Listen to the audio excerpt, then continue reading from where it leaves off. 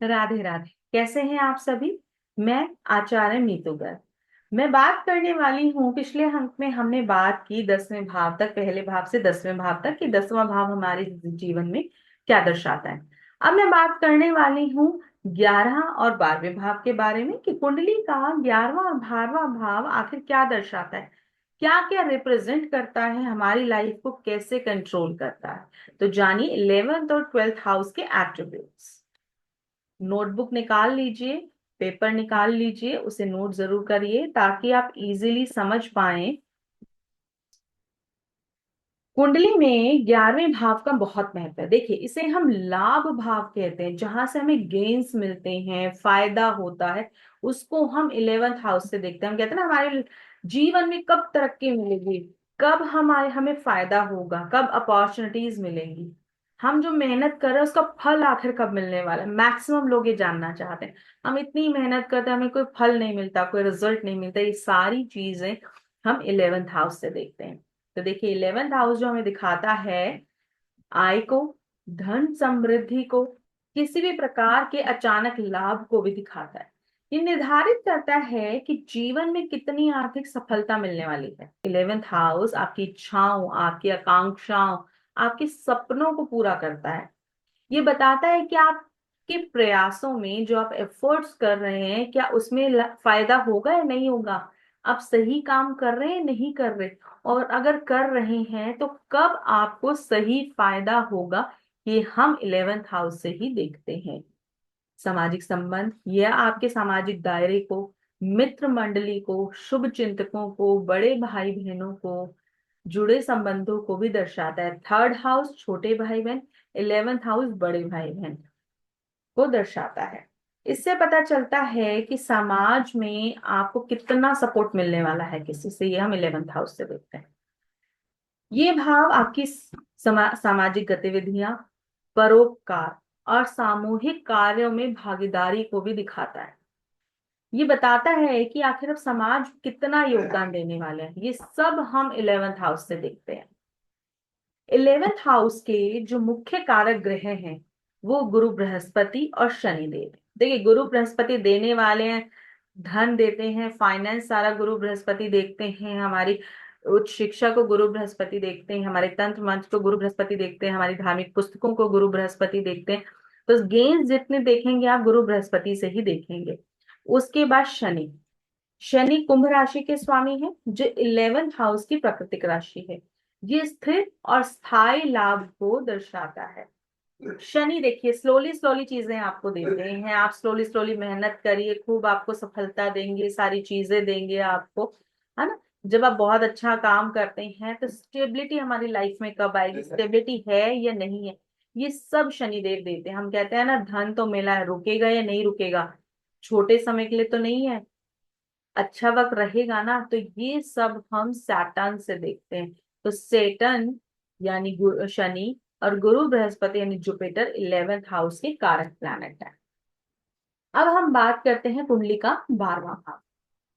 कुंडली का जो 12th हाउस है, जिसको हम व्यय भाव कहते हैं, एक्सपेंसेस। 11th हाउस क्या आया, 12th हाउस क्या खर्च कर रहे हैं। खर्चा किसी भी चीज का पैसों से संबंधित हो सकता है, रिश्तों से संबंधित हो सकता है, आपके गेन से संबंधित हो सकता है, आपके रेपुटेशन से संबंधित हो सकता है। जितनी चीजें हमारी लाइफ से जा रही हैं वो सब हम 12th हाउस से ही देखेंगे। अब खर्च और हानि, ये भाव हमारे अनावश्यक खर्चे को दिखाता है, नुकसान को दिखाता है, और व्यर्थ की बेकार की चीजों को भी दिखाता है। मोक्ष और आध्यात्म, ये जीवन के अंतिम उद्देश्य मोक्ष और आध्यात्मिक यात्रा को भी दर्शाता है। ये ध्यान, त्याग और आत्म ज्ञान से जुड़ा हुआ भाव है। अकेलापन, एकांत में रहना, अलगाव, कहते हैं ना मन नहीं लग रहा, हम अकेले रहना पसंद करते, 12th हाउस दिखाता है। आंतरिक चिंतन, अपने आप को पहचानना, ये अस्पताल में भर्ती होना, जेल जैसी परिस्थितियों को भी दिखाता है। थोड़ा सा अगर आप समझने की कोशिश करेंगे तो पहला हाउस जब हमारा जन्म हुआ, 2nd हाउस प्राइमरी एजुकेशन मिली, घर मिला, 3rd हाउस भाई बहन मिले, पड़ोसी मिल गए, फोर्थ हाउस हमें हमारा सुख मिला, फिफ्थ हाउस हमारी संतान मिली या खुद की एजुकेशन देखी, सिक्स्थ हाउस कॉम्पिटेटिव एग्जाम्स हुए, हेल्थ आई, सेवेंथ हाउस पार्टनरशिप आई, चाहे वो स्पाउस में हो चाहे बिजनेस में, एट्थ हाउस में हमें सडन चीजें मिली, हमारी लाइफ के अप एंड डाउन हमने अपने एट्थ हाउस एक्टिव होने पर देखे, नाइन्थ हाउस ने हमें भाग्य दिया कि हमने सब चीजें देख लिया, भाग्य कितना साथ देता है, टेंथ हाउस हमारे कर्मों को दिखाता है क्या कर्म हमें करना चाहिए, इलेवेंथ हाउस जो हमने कर्म किया क्या वो हमें मिला, कितना मिला, और ट्वेल्थ हाउस अब जीवन का अंत होने वाला। ट्वेल्थ हाउस मोक्ष को दिखाता है, क्या हम मोक्ष की तरफ बढ़ रहे हैं? तो हमारे पूरे जीवन का रहस्य जन्म से लेकर मरण तक ये सब इन 12 भावों में सिमट कर रह गया है। तो 12वां भाव हमें दिखाता है कि आत्मिक चिंतन, जब हम सारी चीजें अपनी लाइफ में पा चुके होते हैं, खो चुके होते हैं, उसके बाद एक वक्त ऐसा आता है जब हम खुद से एक आंतरिक चिंतन करते हैं, खुद से सोचते हैं क्या हमने जीवन में पाया, क्या खोया, क्या हमने किसी को कहा, किसी ने हमको क्या कहा। हम सभी सही गलत का अनुमान उस समय लगाते हैं। तो उस समय हम कहते हैं आंतरिक चिंतन, खुद से चिंतन करना, सही गलत को पहचानना। और उस दौरान हम कभी भी किसी से झूठ नहीं बोल सकते, खुद से, स्पेशली खुद से। होल लाइफ हम अपने अकॉर्डिंग दूसरों को चलाते हैं, लेकिन जब ट्वेल्थ हाउस एक्टिव होता है तब हम आंतरिक मन, अपने आप को देखते हैं। तो इसमें लिखा है एकांतवास, अलगाव, मोह ममता सब खत्म, आंतरिक चिंतन, क्या अच्छा क्या बुरा सब, गुप्त शत्रु, विदेश यात्रा। लोग कहते हैं हमें विदेश यात्रा करनी है, हो पाएगी नहीं हो पाएगी, ट्वेल्थ हाउस दिखाएगा। ट्वेल्थ हाउस विदेश में आपके निवास को भी दिखाता है, यात्रा के अवसरों को भी दर्शाता है। दान और परोपकार, ये आपके दान देने और उदारता की प्रवृत्ति को भी दिखाता है कि आप कितना दान कर सकते हैं, कितना आपके मन में दयालुता का भाव है, सहानुभूति है, ट्वेल्थ हाउस दिखाता है। अब इसके मुख्य प्लैनेट कौन है? राहु और बृहस्पति। बृहस्पति मोक्ष देता है, आध्यात्म से जोड़ता है हमें, इसलिए ट्वेल्थ हाउस के कारक प्लैनेट हुए। और राहु का रहस्य, ये रहस्य दिखाता है, विदेश यात्रा को दिखाता है। जीवन में जो हमारी अचानक घटने घटनाएं हैं, अप्रत्याशित घटनाएं, उनका कारक माना गया है। तो इसलिए राहु का संबंध भी हम ट्वेल्थ हाउस से देखते हैं, लेकिन ट्वेल्थ हाउस का संबंध हम केतु से भी मानते हैं, क्योंकि केतु मोक्ष का कारक है। राहु तो रहस्य में ही देता है चीजें, लेकिन केतु मोक्ष देता है। जब आप स्पिरिचुअल जर्नी में होते हो और आपको मोक्ष की तलाश होती है, या आप खुद अपने जीवन में इतनी चीजें अप एंड डाउन झेल चुके हो, तब आप ट्वेल्थ हाउस में आ गए, अब आप एटीज में आ गए हो, 70 80 50 to 80 की ईयर्स में आ गए हो, तब आप अपने आप को जानने की कोशिश करते हो, तो वो केतु के वजह से होता है, उसे मोक्ष का प्लैनेट मानता है।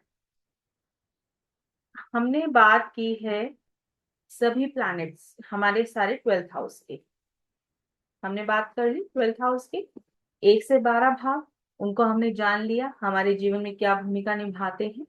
अब आप लोग अपनी कुंडली खोलिएगा, इन 12 भावों को देखिएगा, कौन से हाउस में कौन सा लगन उदय हुआ, कौन से हाउस में कौन सी राशि बैठी हुई है, किस राशि की क्या एट्रीब्यूट्स हैं, उस बारे में हम अब आगे बात करेंगे अगले अंक में। पहले उससे पहले हम बात करेंगे प्लैनेट्स के एट्रीब्यूट्स के बारे में। तो अब आपका काम ये है कि अपनी कुंडली को निकालिए, अपने हाथ से बनाएं, पूरे 12 हाउसेस बनाइए, उसके बाद राशियां बिठाइए, हर हाउस में क्या राशि। इसी तरह से आप करते रहिए काम।